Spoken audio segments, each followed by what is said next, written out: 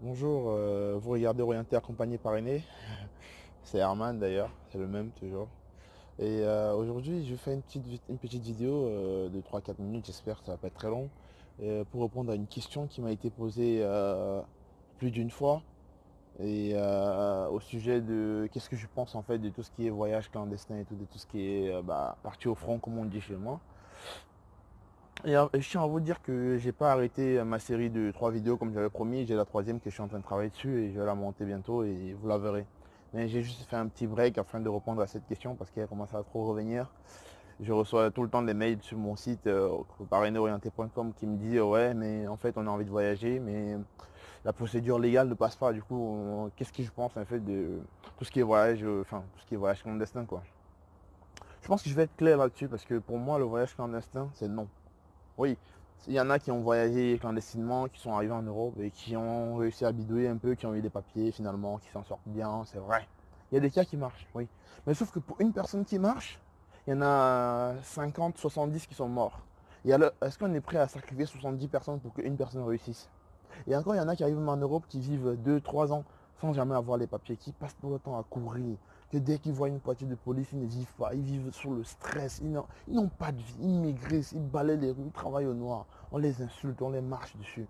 Tu passes à la rue, tu supplies la préfecture pendant 50 ans, pendant tout le temps. Tu dors pas, tu n'as pas de vie. Pour moi, non. Je suis clair là-dessus, c'est non. Si tu peux voyager, demander un visa, on te l'autorise et que tu voyages, c'est très bien. Oui, là tu voyages, ok, avec un but. Parce qu'il faut surtout savoir le pourquoi. Qu'est-ce qui fait à ce qu'on fait les choses? C'est quoi le pourquoi majeur? Qu'est-ce qui fait à ce qu'on se décide un matin de dire, bon, tiens, aujourd'hui je quitte le Sénégal, aujourd'hui je quitte le Mali, je quitte le Cameroun ou la Côte d'Ivoire pour aller en France ou en Italie ou en Belgique et je sais quoi d'autre. Si ce pourquoi-là est fort, on peut se dire, ok, là je vais aller demander un visa et je vais voyager. Là, je vais demander un visa. Si je réponds aux critères, bien sûr. Mais si le pourquoi n'est pas fort, non. Et même à côté de ça, bien que le pourquoi soit fort, c'est pas une garantie, c'est pas une raison de te dire, ouais, allez hop, j'y vais. Non. Parce que ici, c'est certes, quand tu arrives ici et que tu étudies, tu as un job, tout ça, oui, ça peut être un facteur très intéressant. Ça peut être un élément moteur finalement. Mais je vous garantis qu'aujourd'hui, à l'heure où je tourne cette vidéo, il y a 10 fois, voire 15 fois plus d'opportunités de réussite en Afrique qu'en Europe. Parce que, on ne vous mente pas, l'Europe est déjà faite. Il n'y a plus rien à inventer ici. Tu ne peux pas venir créer l'eau chaude. Ils ont même déjà tout le nécessaire. Mais en Afrique, il n'y a rien pour l'instant.